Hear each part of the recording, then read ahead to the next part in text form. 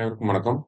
நம்ம டெய்லியும் banking and SSC point of வியூல 5 கொஸ்டின்ஸ் கரண்ட் அஃபேர்ஸ் வந்து பார்க்குறோம். இன்னைக்கு என்ன கொஸ்டின்ஸ் இருக்கு அப்படின்னு சொல்லி பார்ப்போம். ஃபர்ஸ்ட் ஒன், எக்ஸ்பேண்ட் எஸ்ஐஆர் அப்படின்னு சொல்லி கேட்டிருக்காங்க. ஸோ எஸ்ஐஆர் அப்படின்னு சொல்லி பார்த்தீங்கன்னா நமக்கு ஸ்பெஷல் இன்டென்சிவ் ரிவிஷன் அப்படின்னு சொல்லி சொல்லுவாங்க. சரியா? ஃபர்ஸ்ட் பெங்கால்ல நடந்துச்சு, பீகார்ல நடந்துச்சு. இப்போ வெஸ்ட் பெங்கால், தமிழ்நாட்டுல எல்லாம் இந்த ஸ்பெஷல் இன்டென்சிவ் ரிவிஷன் நடக்க போகுது. வெஸ்ட் பெங்கால், தமிழ்நாடு, கேரளா இங்கெல்லாம் நடக்க போகுது. சரியா? அடுத்தது, choose the correct statement about special intensive revision அப்படின்னு சொல்லி கேட்டிருக்காங்க. எஸ்ஐஆர் பத்தி 2 ஸ்டேட்மெண்ட் கொடுத்திருக்காங்க.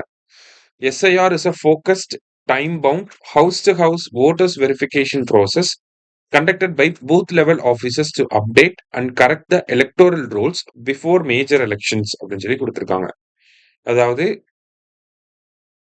எஸ்ஐஆர் அப்படின்னு சொல்லி பார்த்தீங்கன்னா, நமக்கு பொதுவா எலக்டோரல் ரோல்ஸ அப்டேட் பண்ணுவாங்க. அதுல இருக்கக்கூடிய இன்னக்யூரசிஸ், மைக்ரேட் ஆயிருப்பாங்க நெறைய பேர் இறந்து போயிருப்பாங்க.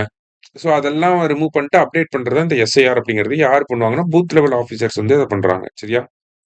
So section 21 sub clause 3 of the representation of people act 1950 empowers election commission of India with discretionary powers to revise electoral rolls in any manner it deems fit அப்படின்னு சொல்லி கொடுத்திருக்காங்க.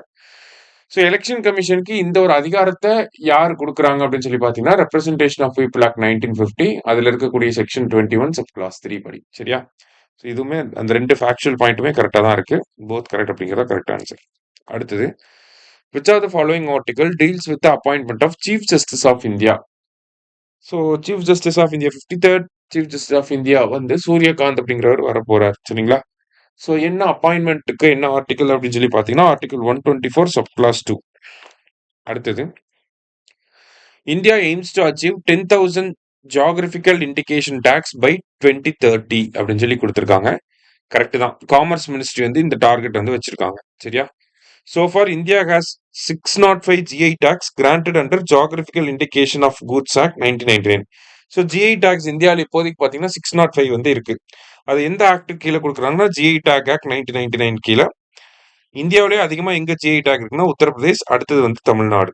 சரியா? போத் கரெக்ட் அப்படிங்கிற correct answer.